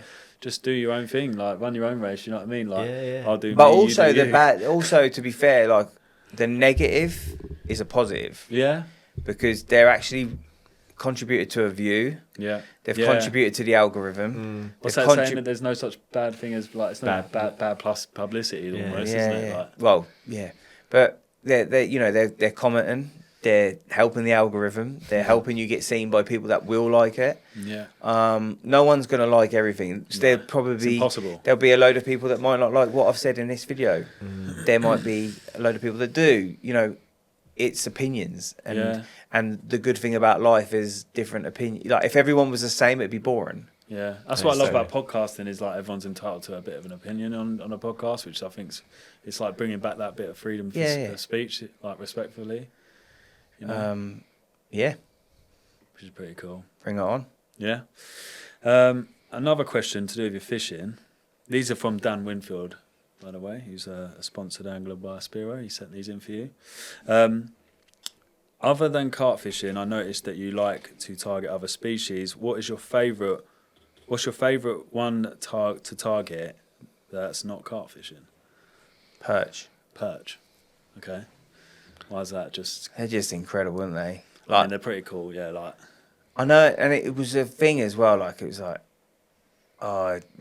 back in like a few years ago, it's like really carpy to go perch fishing yeah, in the winter. But no, like they're just cool. Yeah. Like, and pike as well. Like they when you get them out of the water and you're looking at, or even seeing them in the water, they're just mean. I mean, aren't they? there's something real special about a big perch as well. Yeah, 'Cause yeah. They don't really. Well, they do get big, but you don't. They're so rare, aren't they? Really, They're just- it's a special creature. just so many different techniques to catching them. Yeah, You know, live baits, dead baits. it's the closest thing worms. to like a bass for us, isn't it? Like American bass. Is Well, like we go massive, bass innit? fishing. Like me and my dad go bass fishing on the store and stuff, like on the Yeah. boats and that, like lure fishing for them, That's sick. and almost not drop shot, but long 6-foot tails and bouncing leads along the bottom, like while we're drifting and stuff for the That's bass. quality. And like it's just good fun. Like, Yeah. and they just look good, and they just look when you get a big one, they just look mean, don't they? Yeah, and quality. the colours like crystal clear water, the stripes. Stripes are unreal. It's like they're unique, aren't they? It's their own thing. You know? Yeah, and like you say, a big perch just looks. I mean, my biggest is £3.14. Yeah, that's good. But like my mate Joe, for example, Joe Atkinson, like he's had them over 4s, and Yeah, Joe. Alan Stagg. You know, when you look at the perch and that's they're just unreal. Yeah. Um, A lake local to here did I think it's £6 perch. really? Yeah. And it hasn't been caught since. But it was doing a lot of frees, nearly every other perch they were catching was a like £2. A lot of frees coming out, a couple of 4s, and then all of a sudden this giant came out, mate. Wow. But yeah, I won't name the venue, but unreal fish. Like I've seen photos of it, I've seen the proof, they're mega. Wow. Yeah, pretty impressive. Oh, that was just from a photo, you know what I mean? Like you could see how big it was. But it's like pike as well, like they're pretty impressive, aren't they? The markings on Yeah, them I've are never had a unreal. £30 pike, and that's my target this year. Yeah? is a Fair £30 target From the Broads? from anywhere. Yeah. But yeah, I'm going to do a lot of time on the Broads this year. I'll have to come up, man. I love the Broads. I'll Like I definitely say, got my bike, got my boat being built at the moment. I think I should get that in like May, June time. Then I'll be able to get all the kit on it that I need to get on it and ready for the season, like in the winter and stuff. But I'll be taking that out on like evenings down the rivers and stuff for Yeah, bass sick. and stuff. So, so good. Yeah, Bring it on, happy days. exciting. Should we finish up with some voice notes? Got a couple. Yeah, 100%. And then someone can win this. Yeah, we got the prize. Spiro giveaway. And Craig's going to... Craig's gonna pick, so listen I'm carefully. picking up, Yeah, you right? can pick. Right, you ready? Let me See get what, some of see what these they're going. saying. There we go, number one. Let's see What's if happening, this plays. boys? I've got one. This one will have a bit of a discussion as well, I think. Like, what people take fishing when they're, like, doing a weekend or something, or 3 nights, whatever, like, the food situation. Because it all sparked at work. We've got a lad and we're like telling him, like, he wakes up in the morning, eats a fucking big bar of Galaxy and a can of Monster for breakfast. It's like, fuck. Yeah, mate, that's not a champion's breakfast. That's going to fuck you up. Like, but Have we got to bleep that what out? do people take when they're fishing, and like, what's your go-to when you're going fishing? Like, what do you really enjoy? Like, because you get those fucking dirt bags, you take like 4 pot noodles, chocolate bars, and just lazy. You can't be bothered to go to the shop and actually shop around for good food. Itching, clucking to get to the lake. Oh, yeah, that pot noodle, bit of hot water would do. Yeah, no, bollocks to that, mate. I'm not about that. I like fucking proper food. But yeah, what's your thoughts on it? And what's your go-to meals when you're fishing? So have I got to answer that? Yeah, well, What's your what's your go-to kind of meal on the bank? What would you... I do like a chicken stir fry. Oh, yeah? Yeah, stir fries are quite a good one on the bank. Yeah, a bit of actually. chicken, egg noodles, some peppers, a little bit of sauce. But actually, out fishing with Adam the other day. Adam Pennon, got good friends with Adam now. Oh, yeah, sick. We went fishing and we actually had for breakfast salmon and poached egg. And then for dinner, we had steak, tender stem broccoli, green beans. Oh, mate. You sound like you're living. You've got your own restaurant up there. Nah, Mate, that was it's all mega. about eating well on the bank, man. Sometimes I'm lazy and I'll like just take the easy option if you're doing a quick night, but when it's nothing better than actually like the thought of it's like, oh, I can't be bothered. But once you actually do it and enjoy like a proper steak, new potatoes. Do you know what I broccoli, was like, enjoying so as good. well? That's Like cool. burritos or tacos. Yeah. Really easy. Like get the wraps, Yeah. the mince, some onion, the powder, Yeah. seasoning. It's quite interesting actually because I think it was James Armstrong posted the other day just a little reel or story saying like asking people like, I'm getting a bit bored of my food on the bank. I don't know. He was in a shop in the actual shop I think, and he was like walking around. He's like, I don't know what to buy. Can anyone help me out like with some ideas? And I think again on here like it'd be good to like people leave the comments or Yeah. even send a voice note in. Let us know what you're eating because we might not have tried that, and it's always nice to hear new like. There's actually a guy in around my Recipes. way. Is it the CARP Cook, something like that? Oh yeah, The I CARP think I've heard of him, Cookbook yeah. or something. He's on Instagram. Yeah. Such good meals. Really? Yeah. Well, so you can just follow him and it just comes up. And Yeah, shows you what he's to on cook. Instagram. To find him. He You should is, link that in the We'll bio. link that, yeah. he That's is cool. local to me. He's got his own Instagram page and he's got his. I think it's like the CARP Cook or I something. think I've heard of the Carby Cook. I don't know if it's the same guy. Must be. But yeah, We'll have a really look at good. that and link it in there. yeah, the CARP Cook There you go. on Instagram. Because it's always good, like you say, to hear other people's ideas. You think, oh, I want to try that. It's a new recipe for me to do, you know? Yeah. Very Cool. cool. Right, Moving number on. 2. You Yeah. ready? And keep thinking about what's the best. Here we go. So this one's not too much of a story, but just more of a question. So years and years ago, I used to fish, same as probably a lot of people listening to this podcast. I used to fish the method feeder quite a lot. And it was what was the dog food? Vitalin. Was it Vitalin? That had like the shredded maize and the bits, and you used to put a bit of boiling water over it, chuck a few pellets in it, and then mould around the method feeder, and then just put half a boilie or something on the hair, little short hair. That method used to tear waters apart. What I'm with all the technology of today, all the bright pop-ups, all the liquids, all the goos, all the other technology, what method would you pluck from back in the day that you could take confidently, that you reckon you could take to a water now and tear it up with? Because I reckon if you went old school, Vitalin method feeder, make 20 balls up and launch them out, and then chuck your method amongst it, I reckon you'd be surprised. He's got a fair point. I I mean, think it'll still work. yeah, it's almost like a solid bag, isn't it? But it's definitely a method that's not used, and it worked back in the day. I remember using Vitalin or just method feeders, smacking it through there, just pinching the hook bait in there, casting them out, throwing a few balls over. I it, and was it chatting worked. to Adam about it the other day, and he actually went fishing with a bloke who has still and does still do very well with method feeders. Really? And I think he's even done something on his Carp Academy page about it. Like he went for a session with this guy, and he actually did tear this lake a new one by fishing method feeder. Scalded, interesting. I think it was scalded pellets and stuff. Right. Yeah, like I've seen European people like they do it. You've seen those massive catapults with the method feeders. Yeah, Or yeah. Not method feeders. I've seen but them on the like balls, TikTok and stuff. Yeah. And they go like Um, far. Well, we said earlier, like you hardly see anyone get a throwing stick out of their bag anymore, and you know, putting a kilo out and fishing like choddies over the top of that with a throwing stick, like a big spread and stuff. I think the choddy was such a big like method, wasn't it? I think for Used, me, and then it's gone a bit. red hot pepperami, Yeah, skinned or not skinned. not skinned. Yeah, obviously. Red hot pepperami was like, if you said, "Oh, an old school bait that I don't use anymore, but I used to catch fish on," that is always like a bit oily, of pepperami. spicy. But yeah, to be fair, forgotten methods are always the best ones, aren't they? Bring 'Cause back up. Yeah, I no think it goes one's- full circle sometimes. Yeah, they've been forgotten, and it's always good to bring back a forgotten method. But yeah, 100%. Yeah, I think give it a go. makes it an edge, doesn't it? I suppose. Ready? Number 4. Yeah, Here we go. Last one. All right, mate, it's maintenance here. good old maintenance. There's a few lakes now that are becoming more frequent. I only know of 2, but that have banned casting. So it is the only use of bait boats. There's one in Essex and there's one in France that I know of, but would like to hear everyone's opinions on that. To me, doesn't really sit well because not everyone has a bait boat.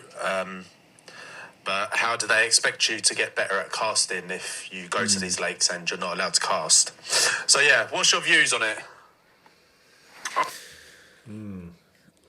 So I actually done a video at that place that he's talking about. Oh, is it? It's What's called Credence Fishery. it? Okay.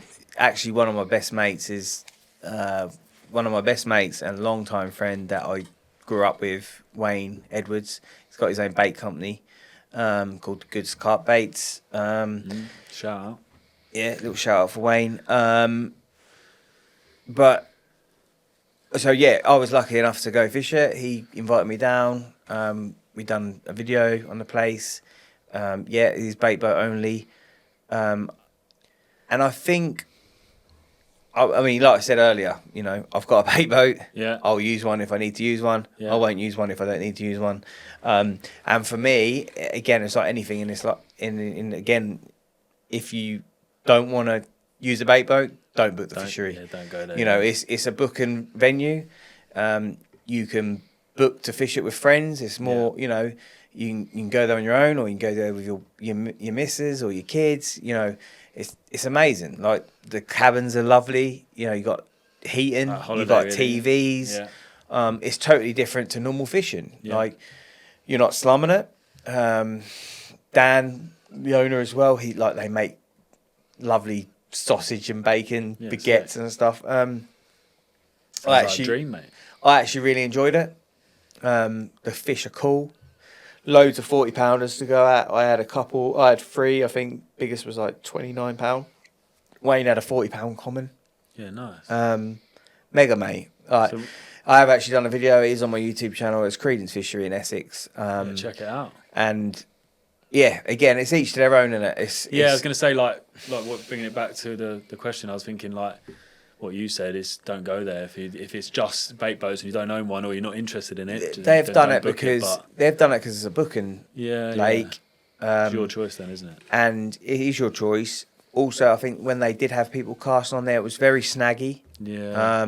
There's a rope for there's a rope across the lake for I was going to say the aerators and stuff. Is it because of pylons going over the lake or There's something? no pylons as such, but I think they had a couple of fish die because Okay. people had cracked off. Yeah.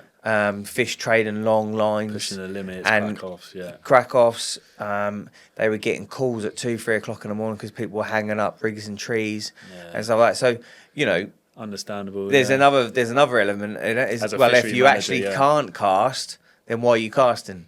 You know, so it is what it is. Yeah. If you like it, book it. If you don't. But Yeah. I think you're missing out if you don't go and fish a place.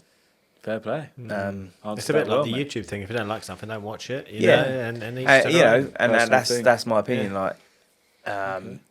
Yeah, Yeah, fair play, answered right? that well, so, mate. Fair play. yeah, the big Well, decision. Yeah. The decision on you get to choose, mate. On those. I'm gonna go voice notes and with questions. the Method Man. The Method Man. He's And a that's singer, Kai. isn't he? Yeah, Kai. Kai from Southeast. Right. Yeah, Well well done, mate. Kai. You've won yourself the scale pouch, the DPM. We'll get that sent out to you. Yeah, I like as the soon as question. possible. I Yeah. want you to go and fish the method feeder. I want him to go do it. Yeah, go try it. I want you to fish the method feeder, and I want you to video it, and I want you to send it to Matt so he can obviously have another tuition.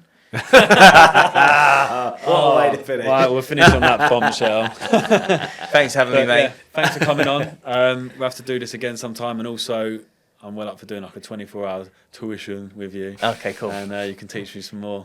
Oh, mate. 250 quid. Yeah, it's going up, is it? No, thanks, mate. All the best. Cheers, mate. Cheers. Great, thanks.